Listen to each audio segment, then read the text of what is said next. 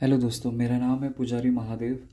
आज मैं आप लोगों को जो टॉपिक सिखाने वाला हूँ, समझाने वाला हूँ, उस टॉपिक का नाम है रिजोल्यूशन ऑफ पार्टनरशिप फॉर्म।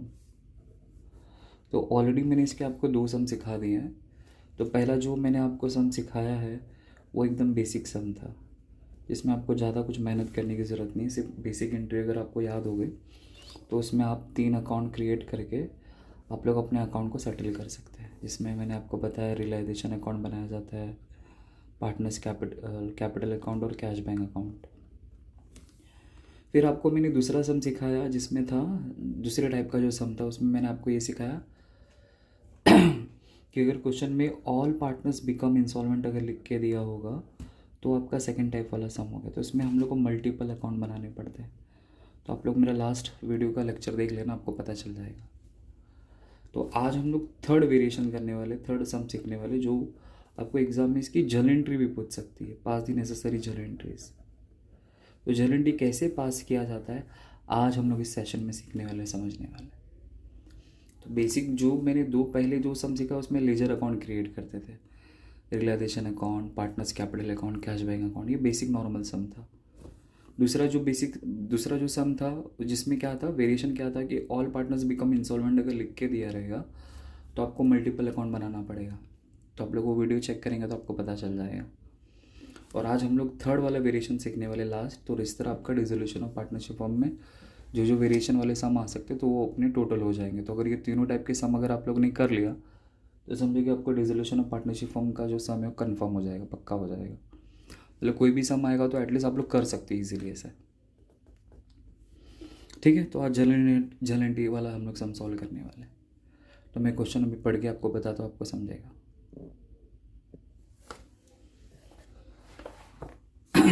तो देखो यहाँ पे क्वेश्चन नंबर 13 है, जो बोर्ड एग्ज़ाम मार्च 2020 में आया हुआ समय।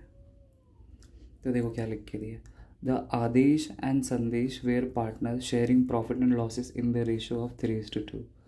तो आदेश और संदेश नाम के दो पार्टनर्स हैं जिनका प्रॉफिट शेयरिंग रेशियो है 3:2। ये उनका ओल्ड रेशियो हो गया। And their balance sheet as on 31 March 2016 was is under लिख के दिया, लाइबिलिटीज़ लिख के दिया, अमाउंट लिख के दिया, असेट लिख के दिया, अमाउंट लिख के दिया। लाइबिलिटीज़ का मतलब होता है क्रेडिट और असेट्स का मतलब होता है डेबिट।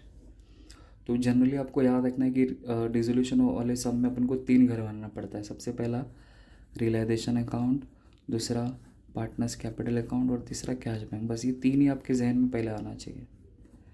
अगर क्वेश्चन में ऑल पार्टनर बिकम इंस्टॉलमेंट लिख के दिया रहेगा तो इसमें फिर मल्टीपल अकाउंट आते हैं, फिर creditor account, bills payable account, bank overdraft account, deficiency account, ऐसा करके आती है। बट अभी यहाँ पे तो फिलहाल आपको 3 ही सोचना है। तो उसके अकॉर्डिंगली हम लोग इसको पोस्टिंग करेंगे। अब देखो यहाँ पे कैपिटल अकाउंट लिख के दिए, करंट अकाउंट लिख के दिए। तो जैसे भी मैंने यहाँ पे बताया पहले रियलाइजेशन अकाउंट फिर पार्टनर्स कैपिटल अकाउंट ना, तो फिर इसमें और एक एक वेरिएशन आ जाएगा पार्टनर करंट अकाउंट करके। बट ये वाले सब में ऐसे ज़रूरत नहीं हम लोग को अलग से बनाने की, क्योंकि वो आएगा ही नहीं। तो फिलहाल मैं पोस्टिंग के हिसाब से बता देता हूँ। कैपिटल अकाउंट आएगा पार्टनर्स कैपिटल में, करंट अकाउंट आएगा पार्टनर्स करंट अकाउंट में, क्रेडिटर आ जाएगा रियलाइजेशन में, बिल्स पेबल आ जाएगा रियलाइजेशन में। देखो कैश बैंक से रिलेटेड जो रहेगा वो कैश बैंक में आता है, कैपिटल से रिलेटेड कैपिटल में आएगा, करंट से रिलेटेड करंट में आएगा, और रियलाइजेशन जिसका कोई नहीं होगा उसका रियलाइजेशन होगा। तो ये कैपिटल का था इसलिए पार्टनर्स कैपिटल में जाएगा, मतलब ये पार्टनर्स कैपिटल में जाएगा, और ये पार्टनर करंट अकाउंट में जाएगा।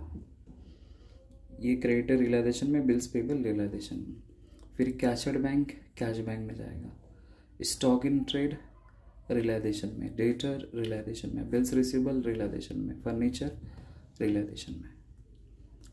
तो ये सारे के सारे रियलाइजेशन में जाएंगे। ठीक है, on the about date the firm was dissolve. Okay, तो उस तारीख को फर्म डिजॉल्व हो गई, बंद हो गई। तो पहला एडजस्टमेंट लिख के दे, the assets were realised as follows. तो असेट्स वेयर रियलाइज्ड का मतलब होता है असेट सोल्ड। तो उन लोगों ने कौन कौन से असेट्स को बेच के कितना पैसा मिला उसके बारे में लिख के दिया।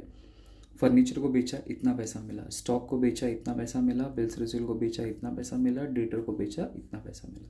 तो सबको एक साथ ऐड करके असेट सोल्ड वाली एंट्री यहाँ पे हम लोग पास कर देंगे। फिर आगे लिखा है आदेश। आदेश का मतलब होता है partner agreed to discharge the bills payable, और डिस्चार्ज का मतलब होता है पेड।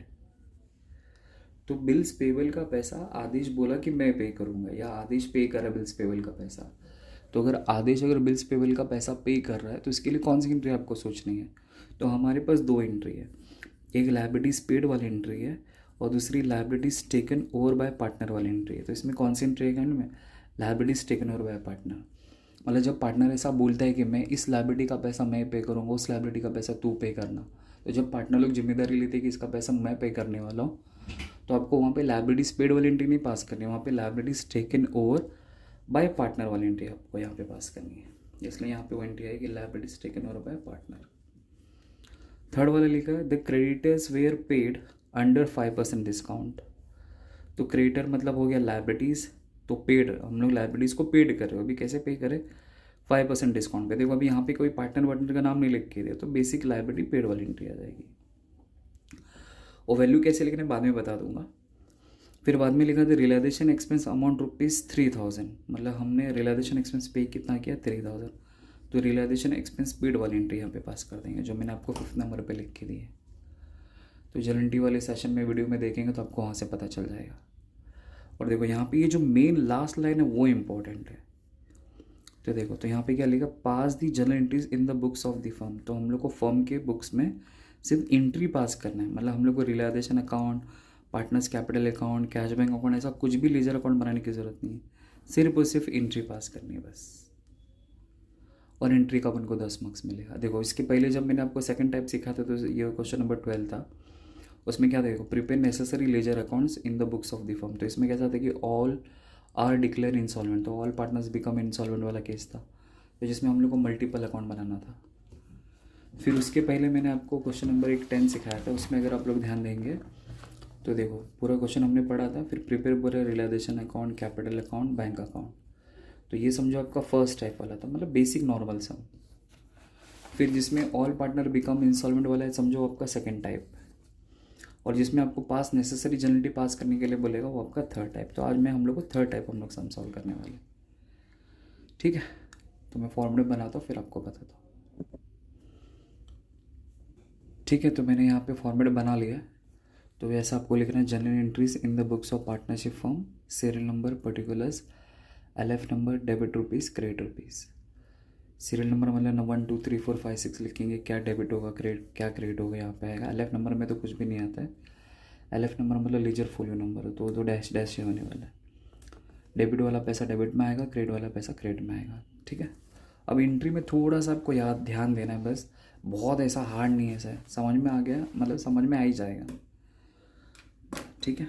तो देखो अब ये कैपिटल अकाउंट है, तो ये कैपिटल अकाउंट शुरुआत लायबिलिटी से करेंगे। तो सबसे पहले कैपिटल अकाउंट लिख के दिया है, तो कैपिटल अकाउंट हम लोग पार्टनर्स कैपिटल में रिकॉर्ड करेंगे। तो क्या करके रिकॉर्ड करते? बाय बैलेंस BD करके रिकॉर्ड करते हैं। अब करंट अकाउंट भी अगर मुझे रिकॉर्ड करना रहेगा तो मैं ऐसे ही रिकॉर्ड करूँगा, बाय बैलेंस BD। मतलब उनका ओपनिंग बैलेंस है, तो ओपनिंग बैलेंस का अपन को कोई एंट्री पास नहीं करना है। मतलब जिन जिन केस में आप बाय बैलेंस BD करके लिखते हो, मतलब हम लोग अपने खाते में अपने पास, मतलब अपना पैसा है हमारे पास, उसका कोई एंट्री नहीं आता है, समझो ऐसा।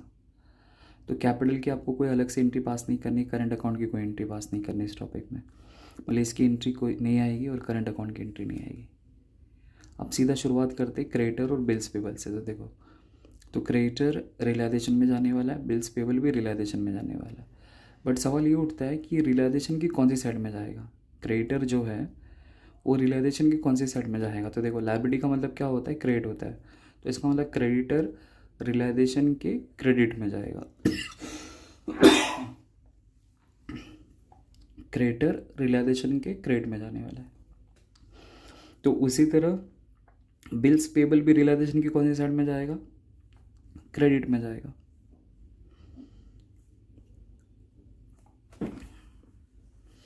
देखो लायबिलिटीज मतलब क्या होता है? क्रेडिट होता है, तो यहाँ पे जो कुछ भी लिख के दिया रहता है वो क्रेडिट में जाता है। तो कैपिटल अकाउंट का, करंट अकाउंट का, जिसमें आप by balance BD opening balance लिखते हो, उसकी कोई एंट्री पास नहीं की जाती, इसलिए उसकी एंट्री नहीं आएगी, वो छोड़ दिया मैंने। अब सीधा क्रेडिटर आया, बिल्स पेबल है, अब इन दोनों की मुझे एंट्री पास करनी है। तो आपको ये सोचना है कि क्रेडिटर रियलाइजेशन में रिकॉर्ड होता है, बिल्स पेबल भी रियलाइजेशन में रिकॉर्ड होता है, बट कहाँ पर रिकॉर्ड होता है? तो ये दोनों के दोनों आइटम क्रेडिट में रिकॉर्ड होते हैं, किसके? रियलाइजेशन के क्रेडिट में। तो ये दोनों के दोनों क्रेडिट में आ जाएगा, और फिर ये आपको रियलाइजेशन को डेबिट में लिखना पड़ेगा। तो इसकी एंट्री कैसे पास करूँगा मैं? अब मैं लिखूँगा तो आपको समझेगा। देखो पहला एक दो बताऊँगा शायद नहीं समझेगा, लेकिन धीरे धीरे समझ में आ जाएगा। तो वो दोनों के दोनों रियलाइजेशन के क्रेडिट में आने वाला है, इसलिए एंट्री क्या आएगा मालूम है? Realisation account debit, realisation, shit यार गलत लिख दिया।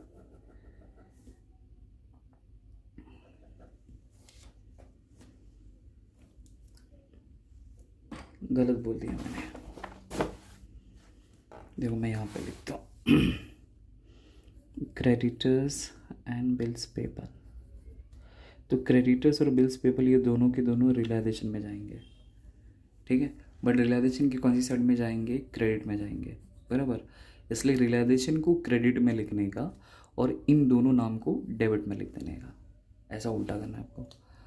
तो मैं एंट्री कैसे पास करूँगा, मतलब देखो एंट्री में कैसे पास करता हूँ। नंबर 1 तो आएगा क्रेडिटर्स अकाउंट डेबिट, फिर आएगा बिल्स पेबल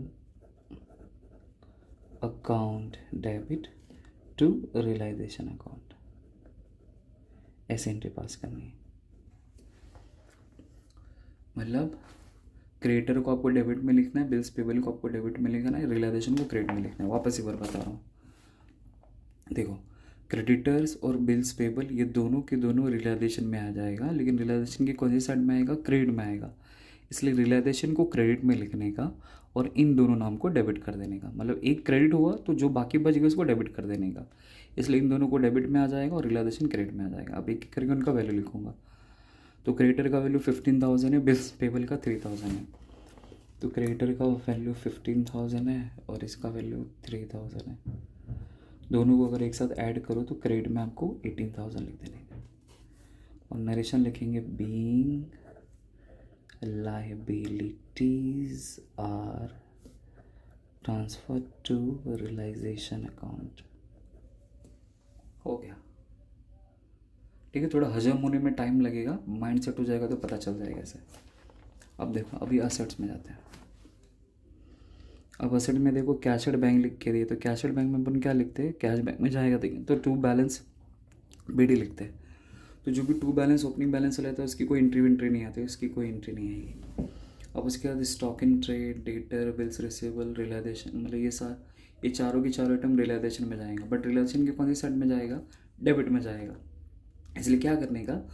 रियलाइजेशन को डेबिट में लिखने का और ये सारे के सारे नाम को क्रेडिट में लिख देने का, उल्टा कर देने का।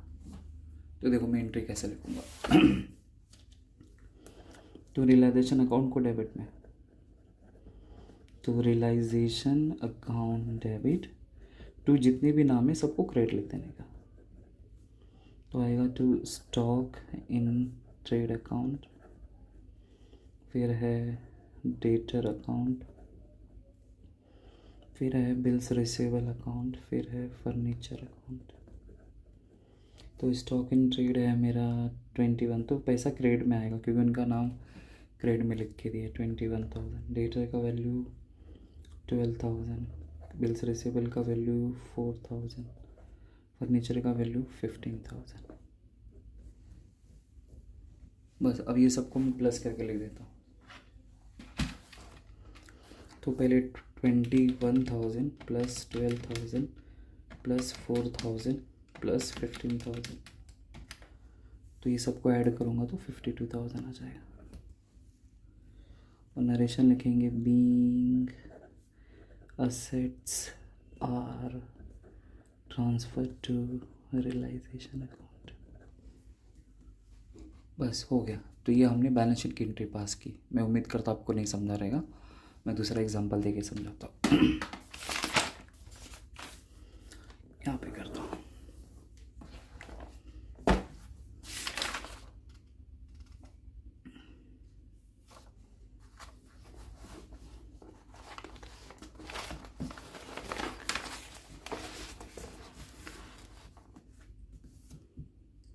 देखो यहाँ पे लाइबिलिटीज़ में क्रेडिट लिख के, लाइबिलिटीज़ क्रेडिट होता है और असेट्स डेबिट होता है सीधा। तो Sushil capital, Sumit capital, partners capital, general reserve, तो जनरल रिजर्व किधर आता है? पार्टनर्स कैपिटल में। सुमित लोन, सुमित लोन तो पार्टनर्स लोन तो अलग से नहीं बनाते रियलाइजेशन में, संडी क्रेडिटर रियलाइजेशन में। Plant and machinery realisation, stock realisation, sundry debtor realisation, bank cash bank में, ठीक है। अभी बैलेंस शीट की मैं एंट्री बना रहा हूँ, तो कैसे करेंगे देखो। तो सुमित कैपिटल, सुशील कैपिटल, सुमित कैपिटल का तो कोई एंट्री नहीं आएगा, क्योंकि इसके लिए हम लोग बीडी करके टर्म यूज़ करते हैं ना, तो ओपनिंग बैलेंस वाले की कोई एंट्री नहीं आती। अब उसके बाद देखो जनरल रिजर्व लिख के दिए, तो जनरल रिजर्व पार्टनर्स कैपिटल में जाएगा, बात तो सही है, लेकिन पार्टनर्स कैपिटल की कौन सी साइड में जाएगा, क्रेडिट साइड में जाएगा, क्योंकि लायबिलिटी में जो भी लिख के दिए रहते वो क्रेडिट में आएगा। तो मतलब पार्टनर्स कैपिटल को आपको क्रेडिट में लिखने का है और जनरल रिजर्व को आपको डेबिट में लिखने का है।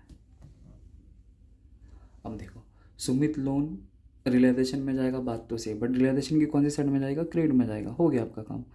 तो रियलाइजेशन को क्रेडिट में लिखो और ये जो नाम है उसको डेबिट कर दो। अब देखो यहाँ पे सन्डी क्रेडिटर रियलाइजेशन में जाएगा, बात तो सही है, बट ये कौन सी साइड में जाएगा, क्रेडिट में जाएगा, तो रियलाइजेशन क्रेडिट में आ जाएगा और ये नाम डेबिट में आ जाएगा। ऐसा उल्टा करना है, ये इधर फिर ऐसा करो तो ईजी पड़ेगा। अब देखो प्लांट एंड मशीनरी की अगर मैं बात करूँ, तो प्लांट एंड मशीनरी रियलाइजेशन में जाएगा, बात तो सही है, लेकिन कौन सी साइड में जाएगा, डेबिट में जाएगा। ये भी किधर जाएगा, डेबिट में जाएगा, ये भी किधर जाएगा, डेबिट में जाएगा, क्योंकि असेट्स का मतलब क्या होता है, डेबिट। तो रियलाइजेशन को डेबिट में लिखो और ये तीनों नाम आपको क्रेडिट में लिख देना है, बस उल्टा कर देना है। और जिसका बैलेंस टू बैलेंस बीडी लिखते हो उसकी कोई एंट्री नहीं आती है, ठीक है। तो मैं जैसे भी इसकी एंट्री आपको पास करके दिखाता हूँ, जनरल रिजर्व की जो मैंने यहाँ पे लिख के दिया ना,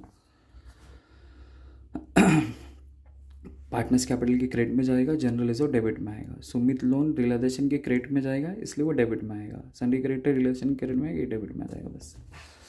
तो मैं इसकी एंट्री लिख रहा हूँ, ऐसे समझाने के हिसाब से आपको बता रहा हूँ। तो जनरल रिजर्व डेबिट में आएगा, तो एंट्री कैसे आएगी मालूम है, general reserve account debit to partners capital. तो पार्टनर्स के दोनों के नाम आएंगे, तो यहाँ पे दो लोग का नाम है, तो आएगा टू सुशील कैपिटल अकाउंट, फिर दूसरा आएगा सुमित कैपिटल अकाउंट। अब इसका वैल्यू लिखते हैं, तो जनरल रिजर्व का वैल्यू है 5000। अब 5000 को 3:2 के रेशो के हिसाब से बांटने के लिए बोला है, रेशो है इनका 3:2, तो इसका मतलब इसको 3000 आएगा और इसका 2000 आएगा, बट आपको करके दिखाता हूँ।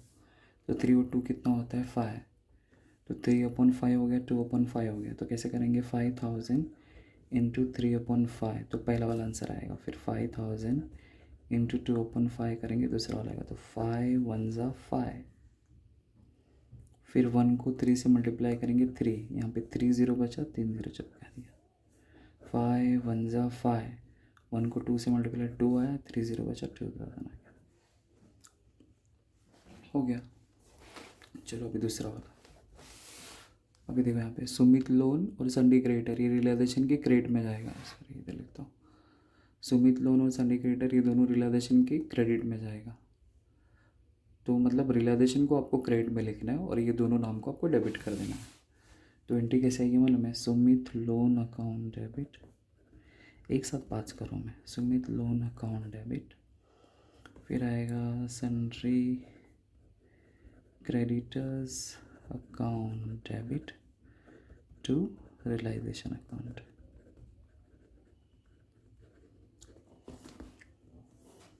तो सुमित लोन कितना है, 2000, तो डेबिट में 2000, यहाँ पे 10,000 और फिर ये इधर दोनों को मिला के 12,000, बस ऐसे ही करना है। वही 2-3 बार थोड़ा प्रैक्टिस कर लेना, आ जाएगा ऐसा।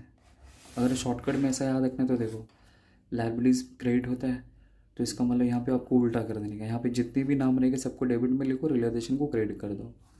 अब यहाँ पे उल्टा कर देना, यहाँ पे जितने भी नाम है सबको क्या कर देना है, आपको क्रेडिट कर देना है और रियलाइजेशन को डेबिट में लिख देना है। तो जो आपको कन्वीनियंट लगे, जैसा लगे आप वो वैसा करो, ठीक है। अब हम लोग अपने सम पे आते हैं, इसको कन्वर्ट करने का।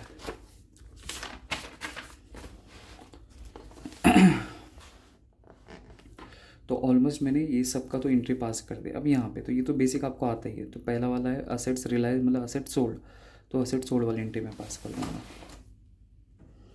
तो असेट सोल्ड वाली एंट्री क्या है, cash bank account debit to realisation account. तो सबको वैल्यू एक साथ ऐड करके मैं लिख देता हूँ। तो वैल्यू क्या क्या है, 12,000 प्लस 18,000 प्लस 2,500 प्लस 9,500, तो डेबिट में 42,000, क्रेडिट में 42,000। Narration being assets are sold। दिखा देगा आपको, देखो furniture 12,000, stock 18,000, bills receivable 2,500, debtor 9,000, ये सबको मैंने ऐड किया तो 12,000 है, तो असेट सोल्ड वाला एंट्री पास कर दिया। आगे लिखा है था Adesh agree to discharge the bills payable, तो आदेश एग्री हुआ कि वो बिल्स पेबल का पैसा पे करेगा। तो यहाँ पे आपको क्या सोचना है, liabilities taken over by partner, क्योंकि लायबिलिटी को पार्टनर पे कर रहा है इसलिए उसकी एंट्री आएगी। तो मैं उम्मीद करता हूँ आपको तो एंट्री याद नहीं होगा, तो मैं एंट्री लिख देता हूँ। तो इसकी एंट्री है realisation account debit, realisation account debit to partners capital, तो पार्टनर का नाम आएगा, तो पार्टनर का नाम क्या है, आदेश, तो आदेश कैपिटल अकाउंट।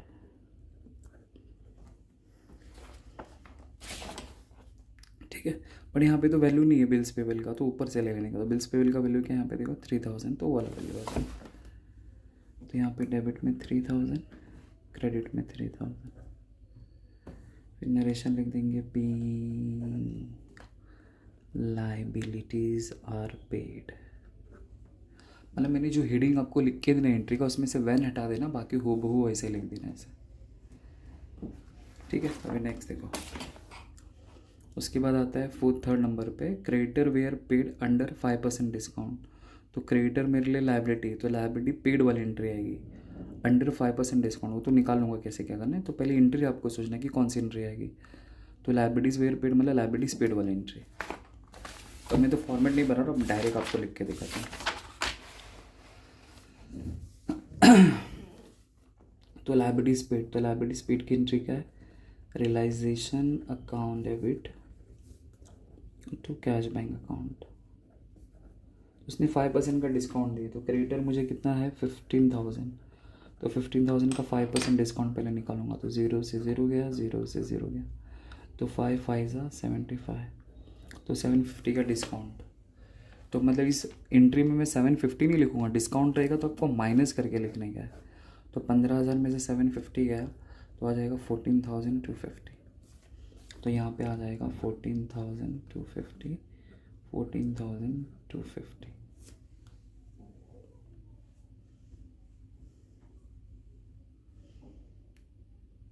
देखो, the creditors were paid under 5% discount, तो हमने क्रेडिटर का पैसा पे किया, मतलब लाइबिलिटीज पेड वाली एंट्री पास किया, डिस्काउंट माइनस करके मैंने वैल्यू लिख दी यहाँ पे। नरेशन क्या लिखेंगे, वही नरेशन लिखेंगे, बीइंग लाइबिलिटीज आर पेड, और डायलॉग मानना है तो एट डिस्काउंट लिख सकते हो। And last and final entry है नेक्स्ट है द रियलाइजेशन एक्सपेंस अमाउंट ₹3,000, तो रियलाइजेशन एक्सपेंस पेड वाली एंट्री पास करेंगे। तो realisation account debit to cash bank account 3,000, narration being realisation expenses are paid.